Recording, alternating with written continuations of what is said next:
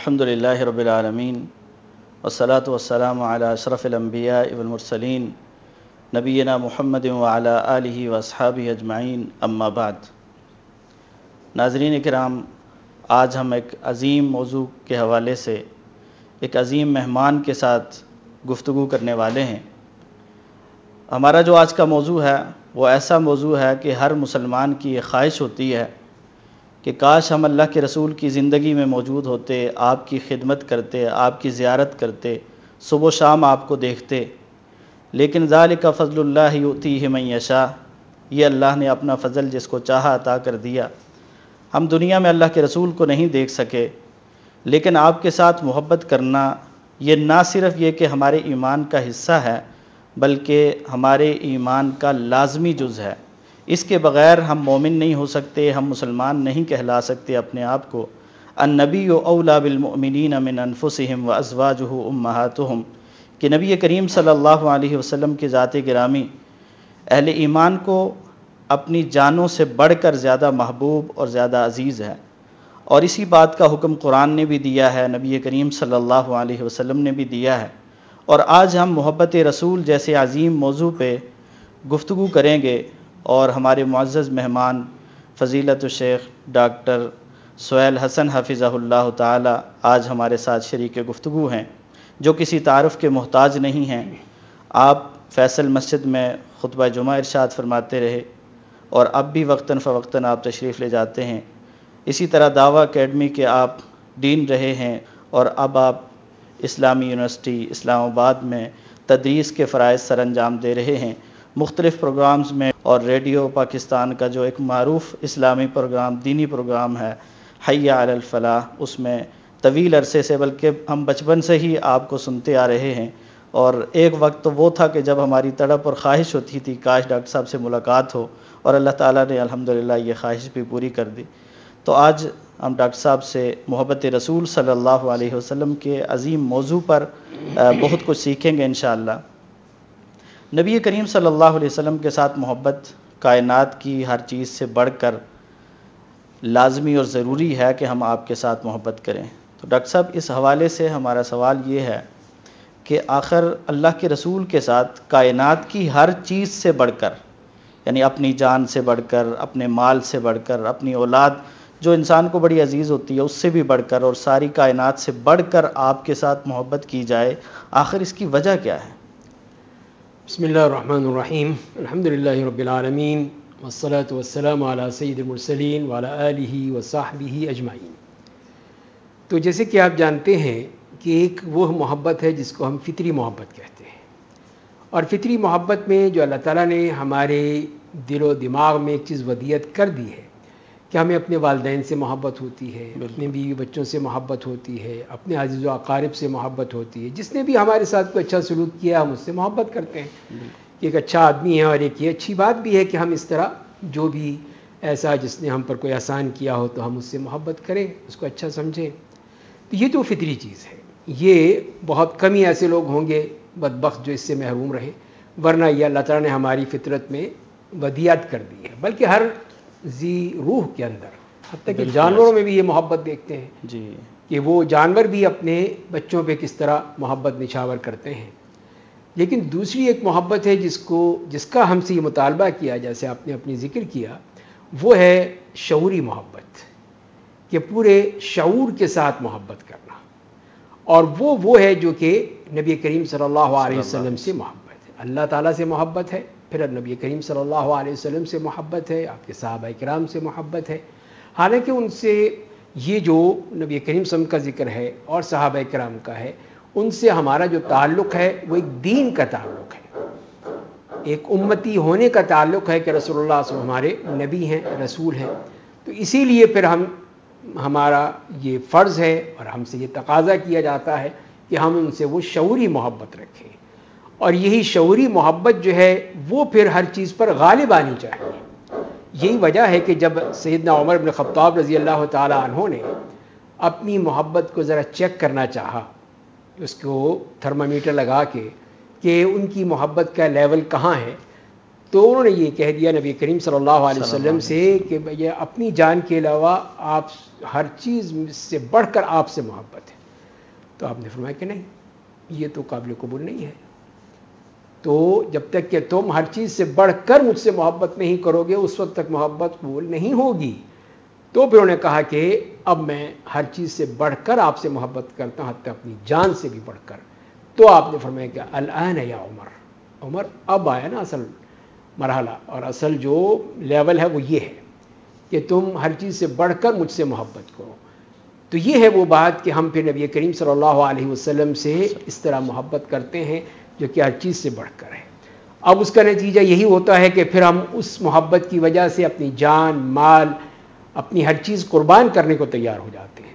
یعنی وہ اس کے برعکس اگر ہم دیکھا جائے جیسے آج کل کے اس دور میں ہے، وہ ہے صرف ایک زبانی، موسمی، حادثاتی محبت. زبانی یہ ہے کہ ہم ہر وقت یہ کہتے رہے کہ ہمیں بڑی محبت ہے، بہت محبت ہے، اب یہ ہے، صرف زبان کی حد تک، آگے کچھ نہیں. دوسری یہ ہے کہ موسم کے لحاظ سے کہ ربیع الاول کا جب وقت آتا ہے ہم اس وقت محبت کرتے ہیں. تو یہ ہماری وہ ایک زمانے کے لحاظ سے ایک مقید محبت ہے کہ اس وقت پھر ہماری محبت جو ہے وہ جوش مارنے لگتی ہے، اور ہم پھر کانفرنسز کرتے ہیں، سیمینار کرتے ہیں، جلسے کرتے ہیں، جلوس نکالتے ہیں، اور پتہ نہیں کیا کچھ کرتے ہیں. تو وہ ہے موسمی محبت. اور تیسری ہے وہ حادثاتی طور پر جو محبت آ جائے کہ جہاں پہ کوئی اس قسم کا حادثہ ہو جائے، نبی کریم صلی اللہ علیہ وسلم کی ذات اقدس پہ کوئی حملہ ہو جائے، کوئی خاکہ کسی نے بنا دیا تو وہ ہو گیا، تو اس پہ پھر ہم تڑپ اٹھتے ہیں اور پھر وہ مارنے کو تیار ہو جاتے ہیں. یعنی محبت رسول تو ایسی چیز ہے جی ہاں کہ ساری زندگی کے لیے ضروری ہے. ایک لمحہ بھی اگر محبت کے بغیر ہے تو وہ زندگی بیکار ہے، وہ بیکار. اور ہم سمجھتے ہیں کہ شاید چند لمحے محبت کا اظہار کر لیا تو بس وہ کافی ہو جائے گا. تو یہ نہیں ہے، یہ نبی کریم صلی کی محبت کا تقاضا نہیں ہے. ڈاکٹر صاحب، یہ محبت اللہ کے رسول کے ساتھ جو شعوری محبت ہے، جو صرف جذباتی نہیں، جو صرف لاشعوری، جو جس طرح جانوروں میں یا کسی کے محسن ہونے کی وجہ سے، اس محبت کا پھر فائدہ کیا ہے؟ دنیا میں اس کے کیا فوائد ہیں اور آخرت میں اس کے کیا فوائد ہیں؟ ظاہر ہے یہ اللہ کا حکم ہے تو اس کے بہت سارے فوائد ہوں گے پھر. جی بالکل بالکل، اس کے تو بہت زیادہ فوائد ہیں. سب سے بڑی بات یہ ہے کہ یہ تو ایمان کی نشانی ہے. وہ شخص جو اس طرح نبی کریم سے محبت کرتا ہو وہی تو مومن ہے اصل. اور اسی لیے نبی کریم سے مجھے فرمایا کہ لا یؤمن احدکم حتی اکون احب الیہ من ولدہ ووالدہ والناس اجمعین. تو یہ ہے کہ سب سے بڑھ کر جب آپ سے محبت ہونی چاہیے، وہ جیسے میں نے عرض کیا شعوری محبت، وہ اس فطری محبت پر غالب آنی چاہیے، تو وہ پھر ایمان کی نشانی ہے. تو سب سے بڑا فائدہ یہ ہوا کہ یہ ایمان کی نشانی ہے، ایمان کی علامت ہے. ایمان معلوم ہوتا ہے کہ ایک شخص اس کو ہم دیکھتے ہیں کہ جو کہ نبی کریم صلی اللہ علیہ وسلم کی جب وہ بات آتی ہے تو وہ پھر اس کو غور سے سنتا ہے، سمجھتا ہے، اور سب سے اہم بات یہ ہے کہ اس پہ عمل کرنے کی کوشش کرتا ہے. آج جو کوتاہی ہے ہم مسلمانوں میں کہ عمل سے ہم بالکل ہی ماورا ہے، کوئی عمل کی تو کوئی سوچتے ہی نہیں. اس کے بجائے صرف وہی جیسے میں نے عرض کیا کہ جلسے ہیں، جلوس ہیں، سیمینار ہیں، کانفرنسز ہیں، مؤتمرات ہیں، یہ چیزیں تو ہیں، ہم اس کو لا تعداد ہم نے کر رکھی ہیں، بے انتہا ہیں، جس کی کوئی حد نہیں ہے. جی ڈاکٹر صاحب بالکل ایسی. ہم زبان سے تو اظہار کر لیتے ہیں لیکن عمل سے اظہار کرنا نہیں ہوتا ہے، بڑا مشکل. تو ایمان جو ہے وہی عمل کی بات آتی ہے. دوسری بات یہ ہے کہ جو ہمارا جو دنیاوی فائدہ ہے کہ اسی محبت کی وجہ سے پھر ہم نبی کریم صلی اللہ علیہ وسلم کے معاملے میں ہے کہ غیرت ہمارے اندر محسوس رہتی ہے، ایک غیرت جاگ اٹھتی ہے. ہم برداشت نہیں کرتے کہ کسی لمحے بھی، کسی لحظے بھی، کوئی بھی شخص بھی کبھی ہمارے نبی کریم صلی اللہ علیہ وسلم کے بارے میں کوئی ذرا سی بات بھی کہے تو ہمارے لیے ناقابل برداشت ہو جاتی ہے. تو یہ غیرت کا معاملہ جو ہے یہ ہمارا صرف اور صرف نبی کریم صلی اللہ علیہ وسلم کی ذات تک ہے، اور ہم اس معاملے میں برداشت نہیں کر سکتے کہ کوئی ان پر کوئی آنچ بھی آ جائے. تو یہ وہ محبتیں ہیں، یا یہ کہہ لیجیے اس کے تقاضے ہیں، یا اس کے فوائد ہیں جو ہمارے کام آتے ہیں. اور اسی وجہ سے اسی محبت کا پرتو ہونا چاہیے، یا اس کا ایک عکس ہونا چاہیے ہماری زندگی پر. ہماری زندگی پر ہوگا تبھی اس کے ہم فائدے ہوں گے. یعنی نبی کریم صلی اللہ علیہ وسلم کی محبت کا تقاضا یہ ہے کہ ہم نبی کریم کی سنتوں پہ عمل کریں. جتنی بھی سنتیں ہوں گی تو اس میں آپ خود دیکھیں گے آپ کو فائدہ ہوگا. کہ مجھے جیسے یاد پڑتا ہے کہ میں اور ہمارے دوست جناب ابراہیم فضلی صاحب ہم دونوں حج پر تھے. تو وہ سرکاری وزارت حج کی طرف سے مہمان تھے. تو انہوں نے کہا کہ 12 ذی الحجہ کو کہ جاؤ جا کے صبح صبح کنکریاں ماراؤ, زہر کے بعد سب گاڑیاں چلی جائیں گی. اچھا. ہم نے کہا کہ نہیں, یہ تو نہیں ہے, یہ تو نہیں کر سکتے ہم, یہ تو سنت رسول صلی اللہ علیہ وسلم وہ زوال کے بعد ہے. آپ کہہ رہے ہیں کہ پہلے سے کنکریاں مار لو, تو ہم تو سنت پہ ہی عمل کریں گے. تو انہوں نے سارے اپنے جو بھی تھے لوازمات اٹھانے شروع کر دیے. ایک مسجد تھی پکی, وہ بندے, ہم کہا مسجد میں بیٹھ جائیں گے, کوئی بات نہیں, وقت گزار لیں گے جتنا بھی ہوگا. تو مسجد میں ہی رہے اور وہاں پہ ظہر کی نماز پڑھی. پھر نکلے باہر تو وہاں پہ وہ گولف کورٹ ہوتا ہے جو گاڑی ہوتی ہیں وہ کھڑی. اب یہ دیکھیں اللہ کا انتظام کہ چلیے آپ کو وہاں پہنچا دیتے ہیں. من کان للہ کان اللہ لہ. دیکھیے بہترین انتظام ہو گیا. الحمدللہ. وہاں جا کے کنکریاں ماری, واپس آئے تو بھی اس طرح کوئی انتظام ہو گیا. وہاں پہنچے, بسیں تو جا چکی تھیں, وہاں پہ وہ بڑی گاڑیاں کھڑی تھیں جو پک اپ ٹائپ ہوتی ہیں امریکن. تو وہ انہوں نے کہا کہ یہ گاڑیاں جا رہی ہیں, آپ نے چلنا ہے؟ کہا ہم نے چلنا ہے. چلو بیٹھ گئے فوراً. تو وہاں جب نکلے ہیں وہاں سے, جب پہنچے ہیں مکے تو وہاں عصر کی اذان ہو رہی تھی. آرام سے سکون سے پہنچ گئے, کوئی پریشانی نہیں, کوئی کسی قسم کا کوئی مسئلہ نہیں ہوا. اور میں یہ سمجھتا ہوں صرف اور صرف یہ ہے کہ نبی کریم صلی اللہ علیہ وسلم کی سنت پہ عمل کرنے کا نتیجہ نکلا. ہمیں پریشان ہوتے نہیں وہ بس نکل جائے گی, گاڑی نکل جائے گی, یہ ہو جائے گا, وہ ہو جائے گا, تو ہم بھی چلتے ہیں تمہارے ساتھ اور ہم جلدی سے کنکریاں مار کے آتے ہیں. خام خواہ کی ہم سنت پہ عمل کرنے سب آسان ہو جاتا ہے. بالکل. ابھی آپ نے ذکر کیا ڈاکٹر صاحب کہ حضرت عمر رضی اللہ تعالیٰ عنہ نے جب اپنا ایمان چیک کرنا چاہا تو اللہ کے رسول کے سامنے اظہار کر دیا. ظاہر اب ہمارے لیے یہ تو ممکن نہیں ہے کہ ہم اللہ کے رسول سے اظہار کریں اور آپ ہماری اصلاح فرمائیں کہ تمہارا محبت کا معیار کتنا ہے. تو اب اگر کوئی مسلمان اپنے محبت کے معیار کو پرکھنا چاہتا ہے تو اس کے پاس ایسی کون سی علامات ہیں محبت کی کہ جن کی روشنی میں وہ پرکھ سکتا ہے کہ میں محبت کا جو دعویٰ کرتا ہوں وہ سچا ہے یا صرف دعوے کی حد تک؟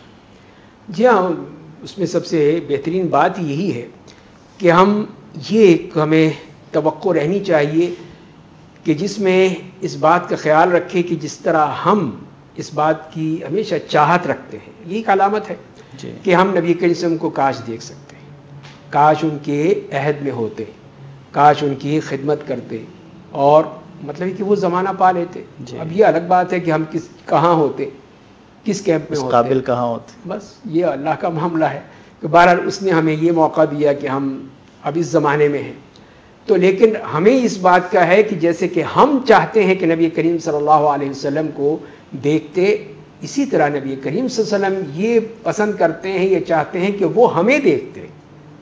جیسے کہ حدیث میں آتا ہے کہ آپ بقیع غرقد تشریف لے گئے اور آپ نے دعائیں کی تو آپ نے کہا کہ کاش میں اپنے بھائیوں کو دیکھ سکتا.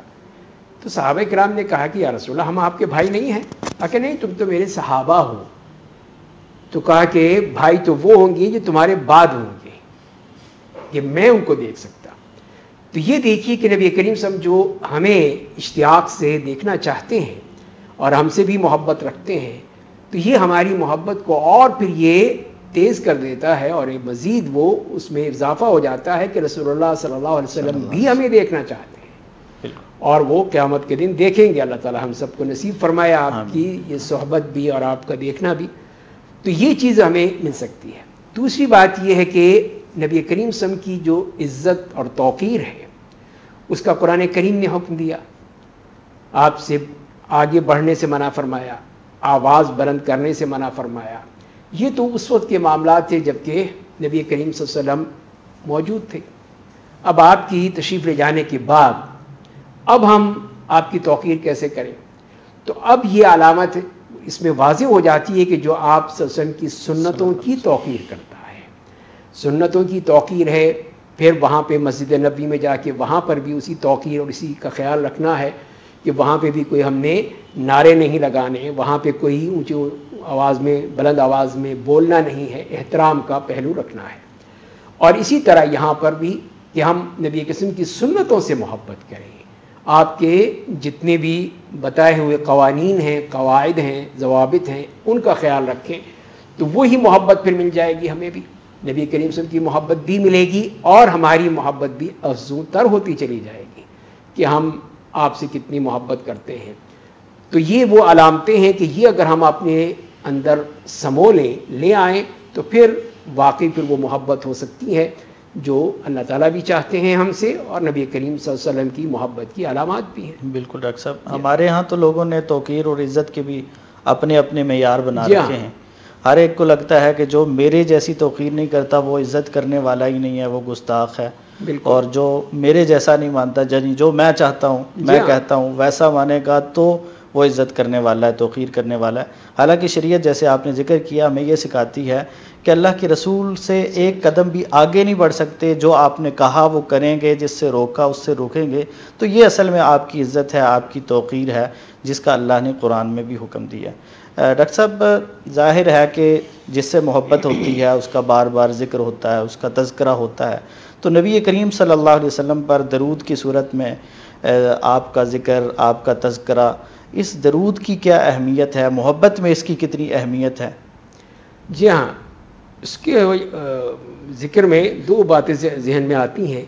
ایک تو یہ ہے کہ جیسے قربانی کے موقع پر اکثر لوگ کہتے ہیں کہ ہم نبی کریم صلی اللہ علیہ وسلم کی طرف سے قربانی کر رہے ہیں، تو وہی میں نے عرض کیا اور وہی کہتا بھی ہوں ان سے کہ نبی کریم صلی اللہ علیہ وسلم نے تو ہماری طرف سے قربانی کی ہے، تو آپ نے جب ہمیں پھر کب کہا ہے کہ ہم آپ کی طرف سے کریں؟ تو لہذا جب یہ سوال ہی پیدا نہیں ہوتا کہ نبی کریم صلی اللہ علیہ وسلم کی طرف سے ہم قربانی کریں، تو وہ چیزیں جو ہیں وہ اس کی ضرورت نہیں ہے۔ اور دوسری بات یہ کہ جو چیز ہمیں کہی گئی ہے وہ ہم کرتے نہیں ہیں، اور وہی ہے آپ سے ہم کو درود بھیجنا۔ اس کے لیے آپ نے اتنی تاکید کی ہے، جیسے ایک صحابی نے کہا کہ میں اپنی عبادات میں آپ کے درود کا بھی شامل کر لوں، تو کتنا کروں؟ 1/3 کر لوں؟ کہا کہ نہیں ٹھیک ہے لیکن زیادہ کرو، چل آدھا کر دوں کہ نہیں اور زیادہ کرو، سبحان اللہ، بہتر ہے۔ کہا کہ پھر میں 2/3 کر دوں؟ کہا کہ ہاں ٹھیک ہے لیکن اور کرو، سارے ہی کر دوں؟ پھر کہاں کر دو، اذن تکفی ہمک و تغفر ذنبک۔ سبحان اللہ، یہ بہت بڑی دیکھیے بشارت۔ کتنی بڑی سعادت مل گئی صرف درود پڑھنے کی، کہ تمام عبادات میں یہ مراد نہیں کہ ساری عبادات چھوڑ دیں ہم، وہ فرائض تو کریں گے، لیکن فرائض کے ساتھ ساتھ جو نوافل ہیں یا اس کے علاوہ جو ہے اس میں نبی کریم کا درود جو ہے وہ ایسی بہترین عبادت ہے کہ وہ جس کی آپ نے خود فرمایا کہ اذن تکفی ہمک، سارے غم سب دھل جائیں گے، سب ختم۔ اور آج سب سے بڑا ہمارا مسئلہ یہی ہے، ہر بندہ پریشان ہے، تکلیف میں ہے، غم میں ہے، فکروں میں ہے کہ اولاد اور چھوٹی ہے، مہنگائی بہت ہو گئی، فلاں ہو گیا، فلاں ہو گیا۔ تو یہ تو ماشاءاللہ بہت آسان نسخہ ہے، بہت آسان نسخہ ہے، وہ تغفر ذنبک، اور آخرت کے گناہ معاف۔ تو دو فائدے ایسے نبی کریم صلی اللہ علیہ وسلم نے بہترین بتا دیے ہمیں، اور وہ آپ کے درود پڑھنے سے ہے۔ اور دوسری بات یہ ہے کہ جیسے اکثر لوگ کہتے ہیں کوئی جا رہا ہو حج و عمرے پہ کہ میرا سلام پہنچا دینا۔ ایک صاحب نے مجھ سے بھی کہا، میں نے کہا مجھ سے افضل لوگ پہنچا چکے ہیں یا پہنچا سکتے ہیں، تو میری کیا مجال ہے کہ میں پہنچاؤں؟ تو وہ کچھ سمجھے نہیں۔ تو میں نے کہا جب اللہ تعالیٰ کہ ان اللہ و ملائکتہ یصلون علی النبی، کہ اللہ بھی، اللہ کے فرشتے، یہ خاص فرشتے جو ہیں یہ درود یا آپ پر رحمتیں نازل فرماتے ہیں، اور پھر نبی کریم صلی اللہ علیہ وسلم نے فرمایا کہ اللہ تعالیٰ نے ایسے فرشتے مقرر کر دیے ہیں کہ یہ سب درود لے کر مجھے پہنچاتے ہیں۔ تو جب فرشتے تو بہتر مجھ سے افضل ہیں، مجھ سے بہتر ہیں، مجھ سے زیادہ اپنی اعمال کے لحاظ سے اللہ تعالیٰ سے دعا سے فوراً پہنچا دیں گے، فوراً پہنچا دیتے ہیں۔ اب میں جاؤں گا، ٹکٹ لوں گا، مکے میں رہوں گا، مکے میں ہفتے 2 ہفتے کے بعد پھر میں مدینے جاؤں گا، دیر ہو جائے گی نا، پھر آپ کا درود بھی رہ جائے گا بیچ میں، تو کتنی دیر ہوگی؟ اور یہاں آپ نے درود پڑھا، وہ پہنچ بھی گیا۔ ڈاکٹر صاحب اس بات پہ مجھے خوشی اس لیے بھی ہو رہی ہے جی کہ میرے ساتھ بھی کچھ ایسے ہوا اور میری طرف سے بھی جواب اسی طرح کا دیا گیا۔ جی ہاں بالکل، یہ جو سنت ہے الحمدللہ، ہمیں سنت کا اللہ تعالیٰ نے یہ جو خزانہ دیا ہے، اب اس میں یہی موتی مل جاتے ہیں، یہی جواہر ریزے مل جاتے ہیں کہ اس کے ذریعے سے بات کو واضح کر دیا جاتی ہے، نہیں کہ عام لوگوں میں جو چیزیں ہیں اس کو ہم نے یعنی مسلمہ نہیں ماننا چاہیے، کہ لوگ یہ سمجھتے ہیں کہ بس یہ جو یار ہے جی ہمارا درود پہنچا دینا، ہمارا سلام پہنچا دینا۔ بھئی جب اللہ نے فرشتے مقرر کر دیے اس کام کے لیے، تو پھر میری اور آپ کی مجال کیا ہے؟ ہم کیا ہیں اس معاملے میں؟ تو بہت ہی ایک طرح سے ان کے مقابلے بہت ہی حقیر ہیں. تو لہذا ہمیں اس طرح پہ کثرت سے درود پڑھنا چاہیے، اور اللہ تعالیٰ کے فرشتے موجود ہیں، وہ ہمیں ہمارے درود جو ہے وہ نبی کریم صلی اللہ علیہ وسلم کی وہاں پہنچا دیں گے. بس بات ہی ختم ہو گئی. یعنی ہمیں ان لوگوں کی طرح نہیں ہونا چاہیے جی ہاں، جو نبی کا نام آئے تو جھوم جاتے ہیں اور کام آئے تو گھوم جاتے ہیں. گھوم جاتے ہیں. جی ہاں، کچھ صحیح کہا آپ نے. جی ڈاکٹر صاحب، اسی طرح محبت رسول یعنی بہت بڑا فریضہ ہے، جی ہاں. لیکن بعض لوگ اس کوتاہی کا شکار ہو جاتے ہیں کہ وہ غلو کے راستے کو اختیار کر لیتے ہیں بالکل. اور غلو کے راستے پہ چل پڑتے ہیں، اللہ کے پیغمبر کو رب کی صفات دے دیتے ہیں، رب کے ساتھ ملاتے ہیں، شریک کرتے ہیں. اس حوالے سے آپ نصیحت فرمائیں. اب وہ جیسے کہ اللہ تعالیٰ نے اہل کتاب کو بھی یہی حکم دیا، یا الکتاب لا تغلو فی دینکم، اپنے دین میں حد سے مت بڑھ جاؤ. اور یہی بات پھر ہمیں بھی کہی گئی، اور نبی کریم صلی اللہ علیہ وسلم نے اپنی آخری ایام میں یہی کہا کہ لا تطرونی کما اطرت النصارى ابن مریم، مجھے اس طرح حد سے آگے مت بڑھا دینا جیسے کہ نصارہ نے عیسی ابن مریم کو کہاں سے کہاں پہنچا دیا. تو یہ واقعی بہت ہی ایک خطرناک پہلو ہے جو کہ ہمارے اس ماحول میں، اس معاشرے میں تیزی سے بڑھ رہا ہے، کہ نبی کریم صلی اللہ علیہ وسلم کی ذات اقدس کو حد سے بڑھا دینا. حد سے بڑھا دینے کا مطلب کیا ہوا؟ وہ یہ ہے کہ ایک طرف تو اللہ تعالیٰ کی ذات ہے جو کہ خالق کائنات ہے، وہ ذات ہے، دوسری طرف ہم جیسے انسان ہیں تو یقیناً ہم سے برتر ہیں، آپ ہم سے بڑھ کر ہیں، ہمارا مقام بہت کم ہے، بہت نیچے ہے، اور نبی قسم کا مقام بہت اونچا ہے، بہت برتر ہے، بہت بالا ہے، لیکن یقیناً اللہ تعالیٰ سے کم ہے، اس لیے کہ آپ بھی اس کی مخلوق ہیں. یہی کہا انما انا عبد، جی میں اللہ کا بندہ ہوں. تو یہ ہے کہ آپ نے اور اسی کو پسند فرمایا کہ یہی جو عبودیت کا جو مقام ہے، اللہ تعالیٰ نے بھی قرآن کریم میں انہی مقامات پہ بیان کیا ہے جو بہت بڑے مقام ہیں. وہاں پہ آپ کو بندے کے طور پہ پکارا گیا ہے. سبحان الذی اسریٰ بعبدہ لیلا من المسجد الحرام الى المسجد الاقصی، تو وہاں پہ بندہ کہا. تبارک الذی انزل الفرقان علی عبدہ، اور یہی سب سے بڑی خوبی ہے. یہ سب سے بڑی خوبی ہے کہ آپ اللہ کے بندے ہیں. تو لہذا یہ اس سے معلوم یہی ہوا کہ اللہ تعالیٰ نے بھی یہی پسند فرمایا ہے کہ آپ اللہ کے بندے ہیں، اور اللہ نے آپ کو پسند فرمایا ہے اس منصب کے لیے کہ آپ کو آخری نبی بنا کر بھیجا ہے، خاتم النبیین بنا کر بھیجا ہے. تو لہذا یہ آپ کا مقام و مرتبہ ہے. اب اس کے اوپر کوئی آ کے نبوت پہ کوئی حملہ کرے وہ بھی غلط، ناجائز، حرام، ناقابل قبول.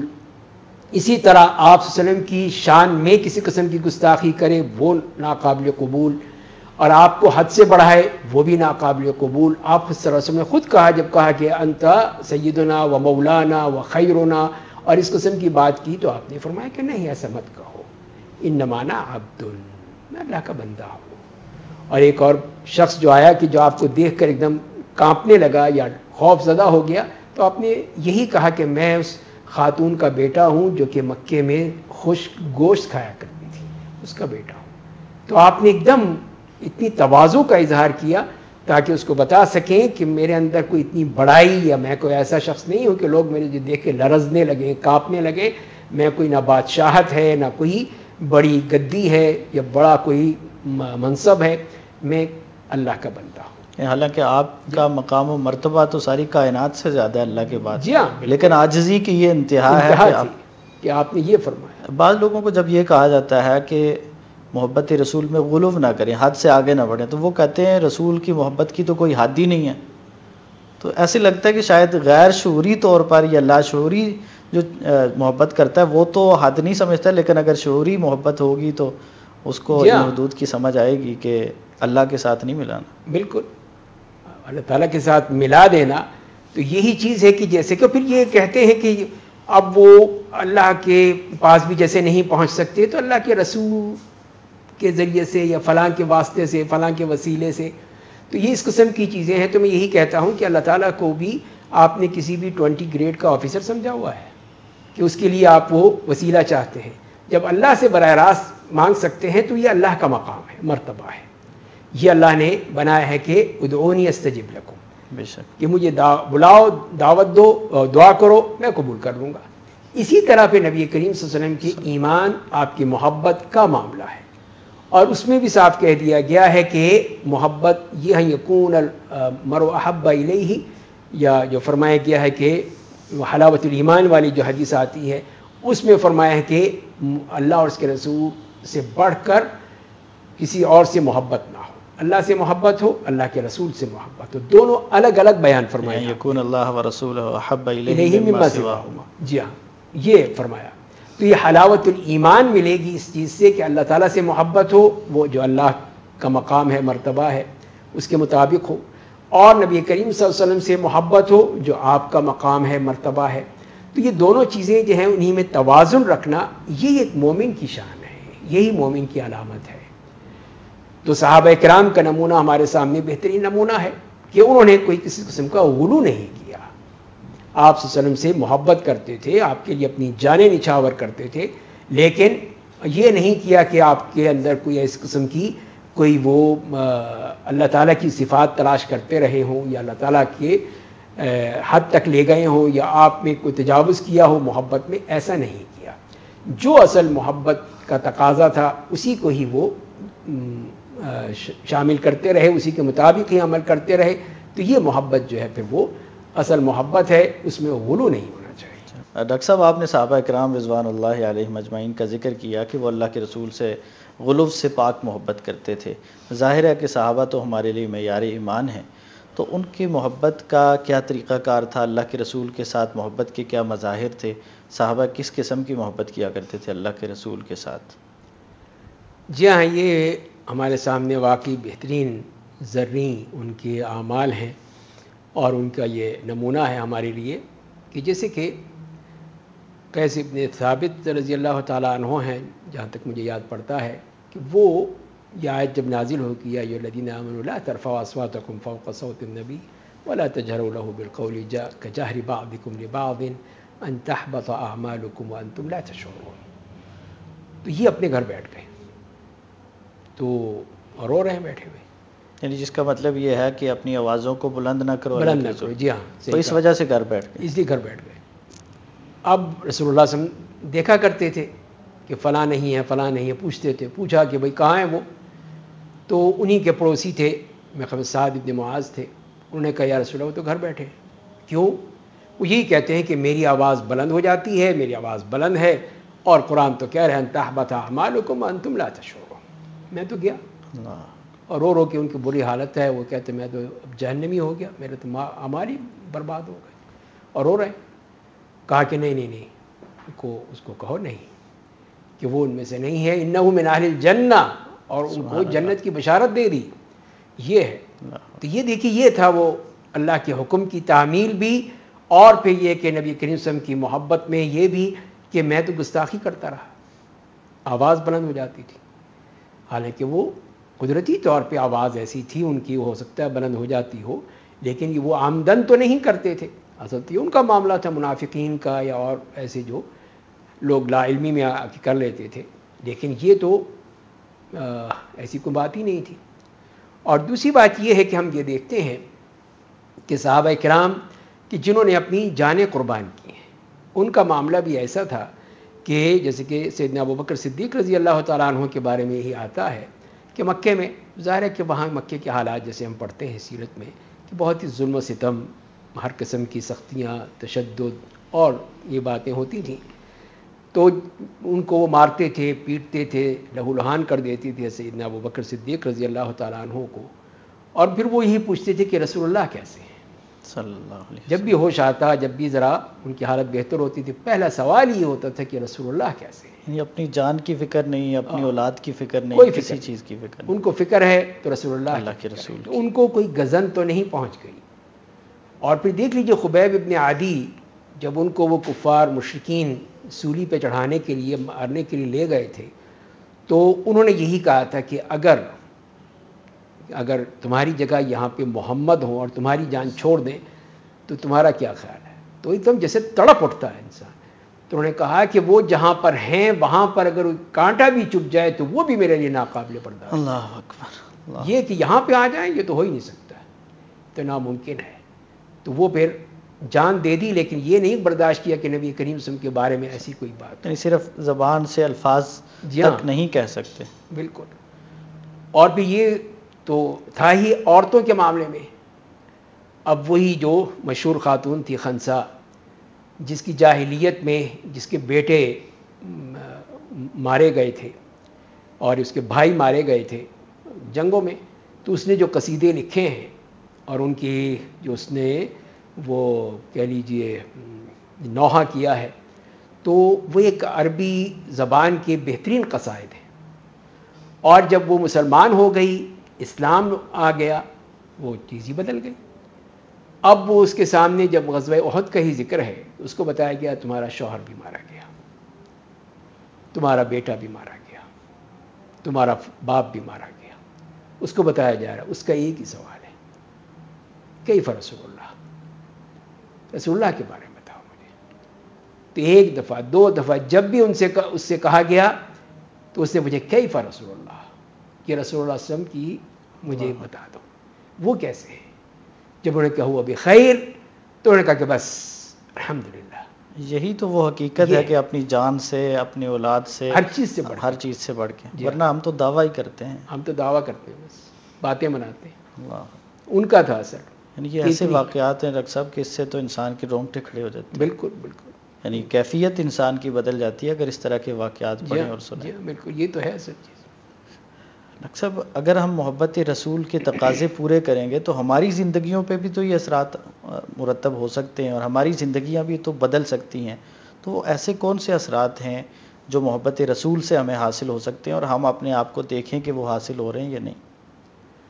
جی ہاں، وہی میں نے عرض کیا نا کہ اصل چیز وہی ہے. ایک تو یہ ہے کہ اس کو شعوری محبت بنایا جائے، صرف ظاہری حادثاتی زمانی یہ نہ ہو، بلکہ وہ شعوری محبت جیسے آپ نے بھی ابھی فرمایا تھا کہ وہ ہر لحظہ کی محبت ہے. وہ اس کی محبت نہیں ہے کہ صرف ربیع الاول میں جاگتی ہے اور اس کی 30 تاریخ کو سو جاتی ہے، ایسی محبت نہیں، بلکہ وہ ایسی محبت ہو جو کہ ہمیشہ ہر وقت رہے. تو اس کے فوائد ہوں گے. تو اس میں سب سے بڑھ کر فائدہ یہ ہے کہ اپنے ایمان کی حلاوت محسوس ہوتی ہے. جیسے ابھی ہم نے اسی حدیث کا تذکرہ کیا تھا آپ نے کہ وہ حلاوت الایمان وہ حاصل ہوتی ہے جب کہ وہ محبت ہو. دوسری بات یہ ہے کہ اس وقت ہم پھر اگر ایسی کوئی بات ہوتی ہے جس میں نبی کریم صلی اللہ علیہ وسلم کی شان میں کوئی گستاخی کرتا ہے یا آپ پر کوئی غلط قسم کی تہمت تراشتا ہے، آپ پر، آپ کے صحابہ پر، آپ کے ازواج مطہرات پہ، تو ہمارا خون کھول اٹھتا ہے. تو یہ کیا ہے؟ یہی وہ غیرت ہے، یہی غیرت ایمانی ہے، یہی وہ محبت کا نتیجہ ہے کہ ہم برداشت نہیں کر سکتے، لیکن ہمارے اس کے لیے ہمیں قواعد و ضوابط دیے گئے، ہمیں اس کو ایک پابند کیا گیا قانون کا. ہمیں یہ نہیں کہا گیا بس اس کو مار دو، جلا دو، آگ لگا دو، ختم کر دو، نہیں، بلکہ اس کے لیے ہمیں طریقہ کار بتایا گیا. اور آج بھی یہی ہم دیکھتے ہیں کہ اس کا طریقہ کار یہی ہونا چاہیے، یہی اس کی علامت ہونی چاہیے کہ ہم دوسروں کو بتائیں کہ رسول اللہ کیا تھے. وہ صرف ہمارے نبی نہیں ہیں، وہ پوری کائنات کے لیے، پوری دنیا کے لیے نبی ہیں. ان کے لیے وہ رحمت للعالمین ہیں. تو جب رحمت للعالمین ہیں تو پھر ان کو بتانا ہوگا کہ جیسے کہ حافظ ابن القیم نے یہی لکھا ہے کہ مسلمانوں کے لیے تو رحمت ہیں، ان کے لیے تو بنایا ہی گیا ہے اور وہ تو محسوس کرتے ہیں، حتیٰ کہ کفار کے لیے، ان کے لیے بھی وہ رحمت ہے کہ ان کو آنے سے ان کے لیے ایک ہدایت کا راستہ کھل گیا. وہ نہیں قبول کیا تو ان کے کفر میں اگر وہ مر گئے تو کفر کا ختم ہو گیا، خاتمہ ہو گیا، کمی ہو گئی. اگر وہ اس پہ قبول کر لیں گے تو ان کے لیے بھی وہ رحمت کے دروازے فوراً کھل جائیں گے. تو ہر ایک کے لیے وہ رحمت کے دروازے ہیں. اور سب سے بڑی بات ہے جو قرآن نے کہا ہے کہ اسی پہ جب آدمی غور کرتا ہے کہ قرآن نے کس طرح ہمارے لیے 2 گارنٹیاں دے دی. ما کان اللہ لیعذبہم وانت فیہم وما کان اللہ معذبہم وہم یستغفرون. عربی زبان کی بھی آپ بھی طالب علم ہیں، میں بھی اس کے ہی طالب علم ہوں. تو قرآن کریم لیعذبہم وانت فیہم وما کان اللہ معذبہم وہم یستغفرون.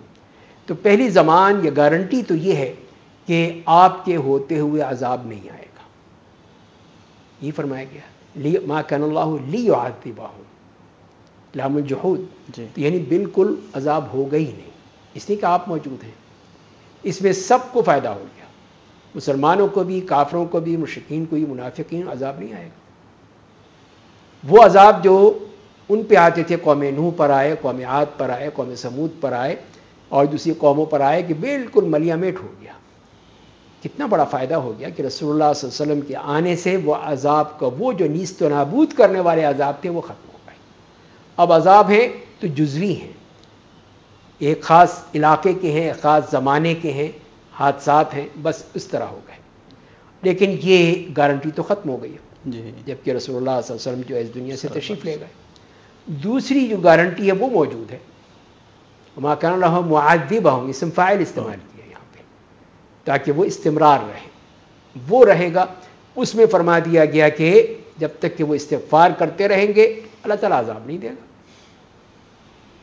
تو یہ اس کا ایک طریقہ بتا دیا۔ یہ فائدہ ہے نبی قسم سے محبت کا، کہ ہم ان سے جب محبت رکھتے ہیں اور ان کو مانتے ہیں اور ان کی بتائے ہوئے احکام پہ عمل کرتے ہیں، اور اس میں یہی ہے کہ استغفار کرو، کثرت سے استغفار کرو، تو پھر یہ ہے کہ ہم عذاب سے بچ جائیں گے۔